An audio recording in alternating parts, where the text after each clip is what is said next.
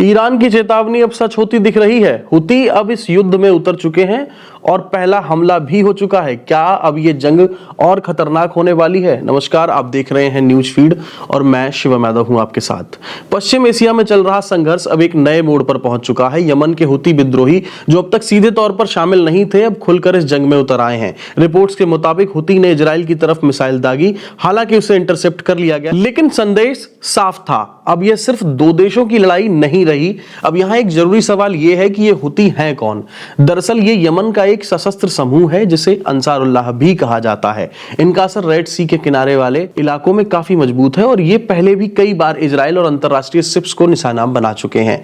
अब बात उस सबसे बड़े खतरे की, स्ट्रेट ऑफ हार्मुज और बाब अल मंदेब। ये दुनिया के दो सबसे अहम समुद्री रास्ते हैं जहां से तेल और गैस की बड़ी सप्लाई गुजरती है।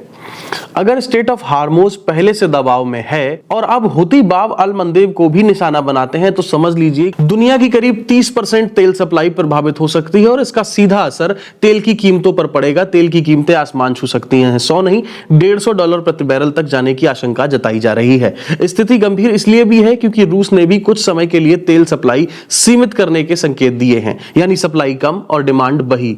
परिणाम ग्लोबल संकट। भारत पर इसका क्या असर पड़ने वाला है, हम आपको बताते हैं कि भारत अपनी जरूरत का 85 से 90% तेल आयात करता है, यानी अगर सप्लाई चेन प्रभावित होती है तो असर सीधा हमारी जेब पर पड़ेगा।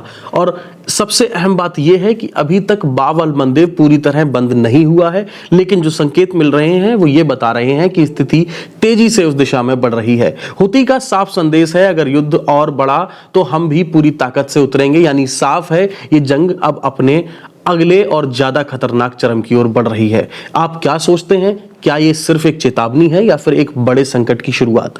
कमेंट में जरूर बताइए। फिलहाल के लिए इतना ही। आप देख रहे थे न्यूज फीड और मैं शिवम यादव हूं आपके साथ।